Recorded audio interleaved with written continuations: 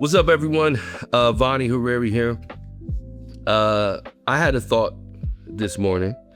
I tend to try to get up in the morning before I go to the gym and allow myself to think about things or feel things that are very difficult to do once you get into the normal day of things.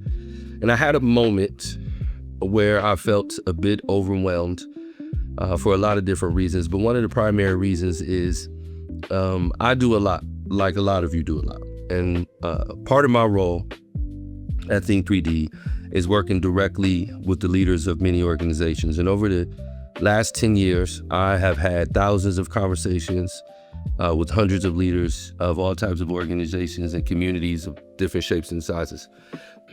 And what I have found to be the case more often than not is that people are always a bit overwhelmed. And part of the reason is because there's always more to do. We spend so much of our time working to get more. What we don't always appreciate is the other side of that equation, which is no matter how hard you work, there will always be more. And that's tough and that's overwhelming because it's never ending. And I was sitting in my thoughts this morning and I was thinking, no matter how good I am for the people in my life, I could always do more. No matter how much I give to the organizations I'm a part of, or no matter how much I give to my community, there will always be more responsibility, more opportunities to improve, more chances for me to be better. And sometimes that's just very daunting when you're already tired, when you're already pressed upon to acknowledge how much more you could do. And it made me think of this thing we do with our kids in football. I'm a youth football coach. I have been for about 24 years. And one of the things we do with our kids is sometimes we'll make them run sprints. And conventional wisdom says that when you run sprints, the people who win the sprints get out of sprints.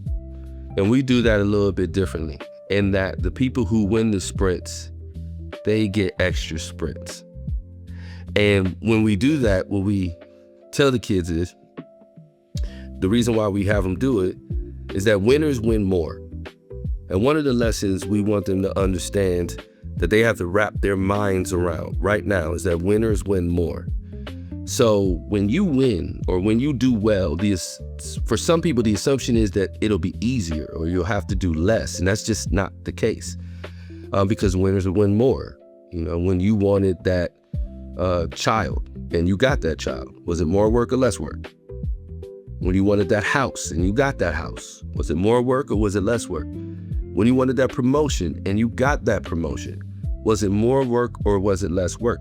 In every one of those scenarios, it was more because winners win more.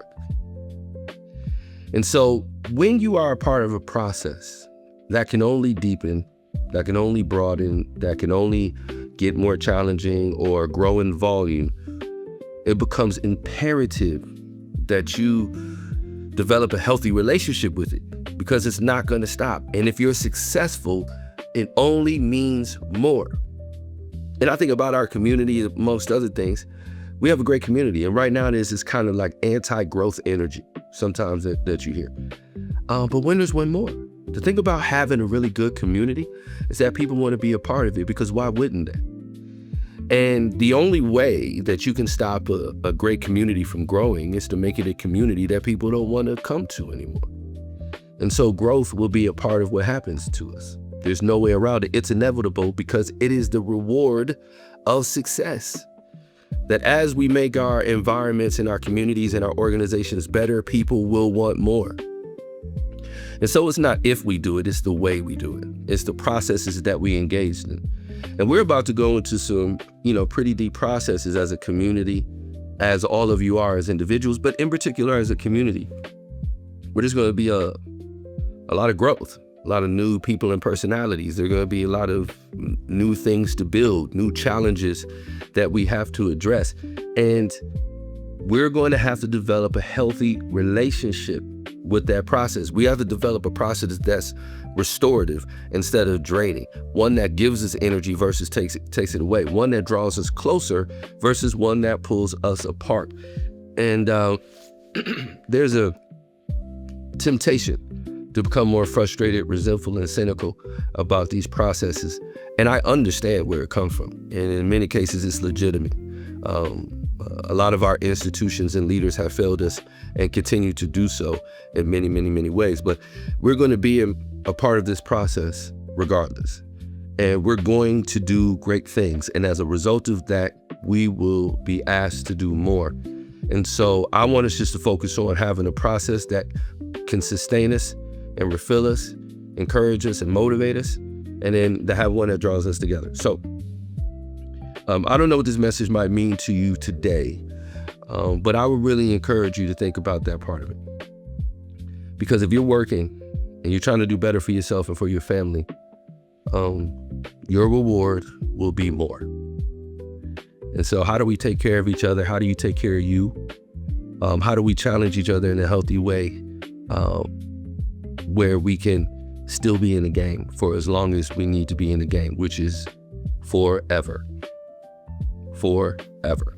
So my ask is that you think about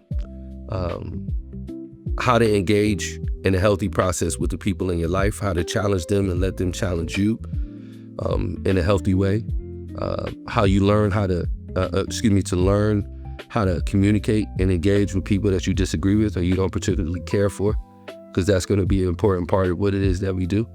And then, of course, to take care of yourself and allow yourself those moments like I had this morning where you could recognize that you got a lot on your plate and there's a lot more to do. And that's a heavy thing to think about. And so sometimes you got to allow yourself to feel that weight. And then you got to recognize all that you could do is what you can do. And that it's not as important that you do the right thing because the right thing suggests an outcome. It's better that you do the best thing. And the best thing is what you know how to do. So do the best you know how to do. And we will keep getting better. So that's just my message for today. As always, have that conversation in the comments. Let's get this thing rolling.